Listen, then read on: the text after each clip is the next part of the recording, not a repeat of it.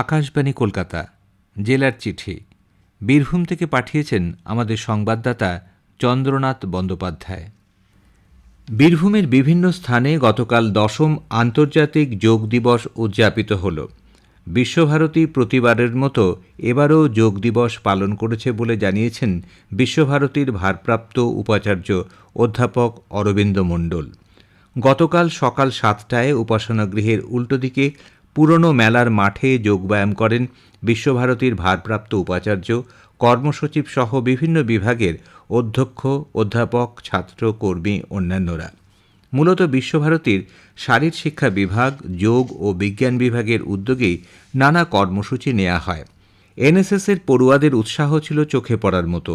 সকালে যোগব্যায়াম চর্চার পর দুপুরে বিশ্বভারতীর নাট্যঘরে শান্তিনিকেতন সংলগ্ন ইংরেজি ও বাংলা মাধ্যমের বেশ কিছু বিদ্যালয়কে নিয়ে যোগব্যায়াম প্রতিযোগিতার আয়োজন করা হয়েছিল।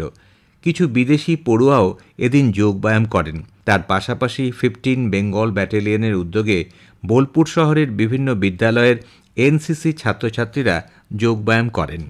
আন্তর্জাতিক যোগ দিবস উপলক্ষে সিউড়ি বিদ্যাসাগর কলেজ সহ জেলার বিভিন্ন শিক্ষা প্রতিষ্ঠানেও যোগ অনুশীলনের আয়োজন করা হয়। সম্প্রতি বিশ্বভারতী পরিদর্শনে এসেছিলেন কেন্দ্রীয় শিক্ষা প্রতিমন্ত্রী সুকান্ত মজুমদার।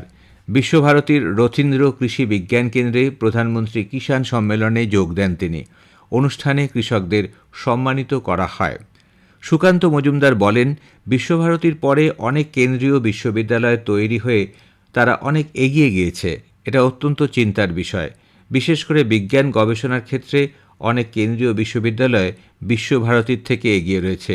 এদিকে দৃষ্টি দেওয়া দরকার।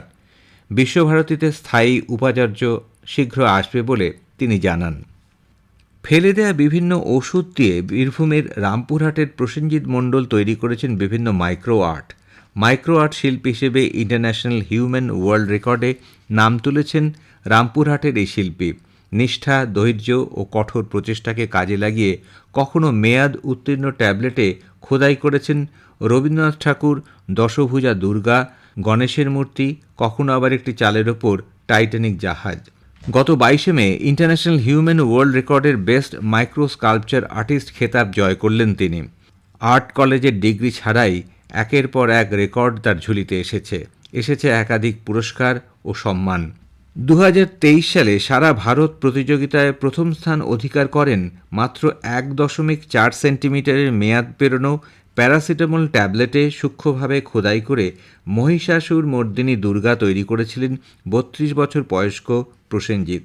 2023 সালে magic book of record, India book of record, 2024 সালে লন্ডন বুক অব রেকর্ডসে নাম তোলেন। ফুচকা বিক্রেতার ছেলে প্রসেনজিৎ প্রথাগত শিল্পকর্ম শিক্ষা পাননি। তার শিল্পকর্মের হাতেখড়ি মাধ্যমিক স্তরে স্থানীয় জয়কৃষ্ণপুর হাইস্কুলে। প্রতি বছরের মতো এবারও সাড়ম্বরে ফলহারিণী কালী পুজো পালিত হল তারাপীঠে। জ্যৈষ্ঠ মাসের অমাবস্যা তিথি মূলত ফলহারিণী অমাবস্যা নামেও খ্যাত। এই দিনেই পূজিত হন আদিশক্তি। কথিত আছে, এই অমাবস্যা তিথিতে আদিশক্তি মা কালী মা তারাকে ফল দিয়ে ভোগ নিবেদন করতে হয়, আর ফল নিবেদন করলে মনস্কামনা পূরণ হয় বলে ভক্তদের বিশ্বাস। তাই ফল দিয়ে তারাকে পুজো করেন ভক্তরা। ফলহারিণী অমাবস্যা উপলক্ষে তারাপীঠে তারা মায়ের নিশিরাতে পুজো ও আরতি হয়। রাতে মাকে ফুল এবং ফলের মালা দিয়ে রাজবেশে সাজানো হয়। যে ফল বিগ্রহকে নিবেদন করা হয় সেই ফল খাওয়া যায় না।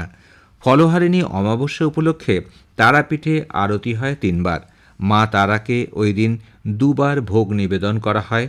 তারাপীঠের কৌশিকী অমাবস্যার মতোই এই ফলহারিণী অমাবস্যার মাহাত্ম্য রয়েছে। আর সেই কারণেই বহু দূর দূরান্ত থেকে পর্যটকেরা তারাপীঠ মা তারার মন্দিরে পুজো দেওয়ার জন্য ছুটে আসেন। তারাপীঠ মন্দির কমিটির সভাপতি তারাময় মুখোপাধ্যায় জানান, আগত পর্যটকদের কথা মাথায় রেখে মন্দির কমিটির তরফ থেকে অতিরিক্ত নিরাপত্তারক্ষী থেকে শুরু করে সব রকমের ব্যবস্থা গ্রহণ করা হয়। জেলার চিঠি শেষ হল। বীরভূম থেকে পাঠিয়েছেন আমাদের সংবাদদাতা চন্দ্রনাথ বন্দ্যোপাধ্যায়।